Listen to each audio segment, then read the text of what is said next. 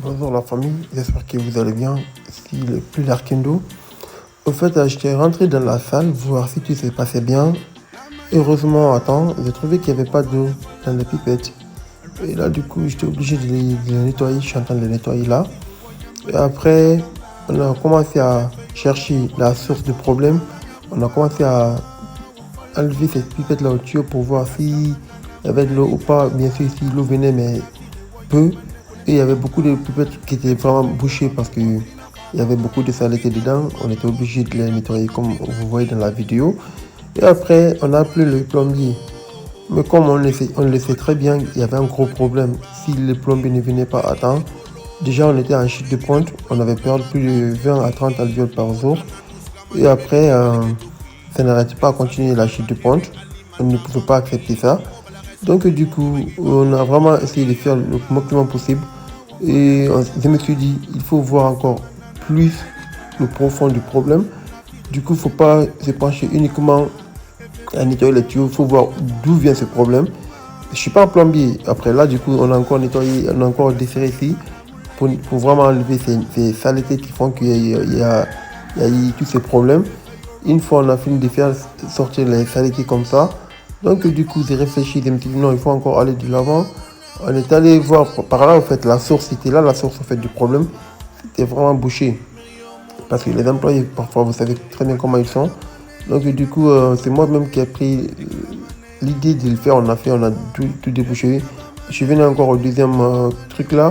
Vous voyez, il y avait encore les saletés qui sortaient. On a pu quand même nettoyer et finalement j'ai appelé le plombier qui était déjà à Kaguelé pour lui dire qu'il n'est pas venu. Le problème était déjà réglé. Donc du coup, du matin jusqu'à l'après-midi, je crois qu'on était en train de travailler. Vous voyez, ben là c'est moi qui avais décidé ici. Vu que le problème était déjà réglé, après c'est en ce moment où même j'ai appelé le plombier pour lui dire que tout allait bien. Le lendemain, encore il y avait les poulettes qui sont en train d'être élevées là. Il fallait encore venir ici avec 3 bévouars qui marchaient, les autres ne marchaient pas parce que les gars qui verraient, c'est un boulot, mais franchement, parfois il y a les personnes, je ne sais pas comment ils travaillent. J'étais obligé de venir, c'était ma première fois de toucher ça. Mais vu l'expérience des vies, on a pu au moins travailler comme un vrai plombier au fait. Et on a tout réglé, frère. C'est pourquoi dans ces métiers, si vous voulez vous lancer dedans, soyez d'abord des vrais acteurs sur le terrain.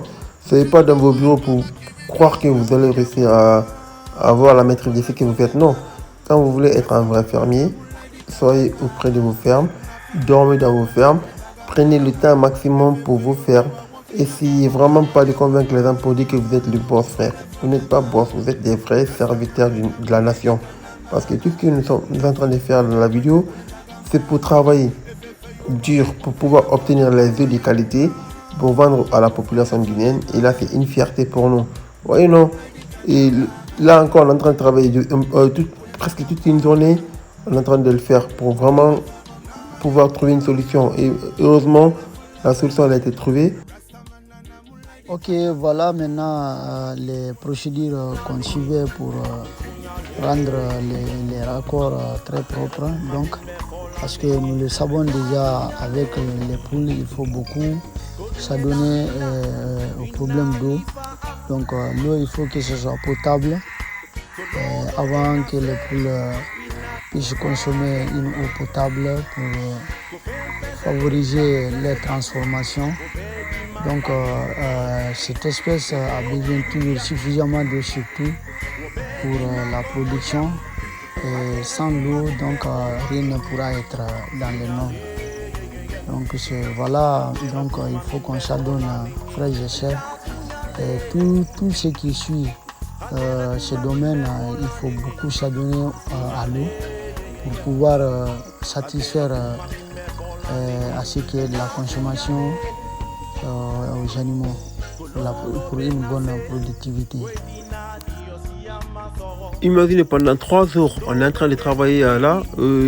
Là encore, c'était le 19 août 2022. On est venu faire l'expertise pour voir si le travail qu'on avait fait entre le 17 et 18 ont été bien réussi ou pas. Voilà la tête du Rasta, frère. Donc c'est tout ce que nous avons à vous montrer. On love.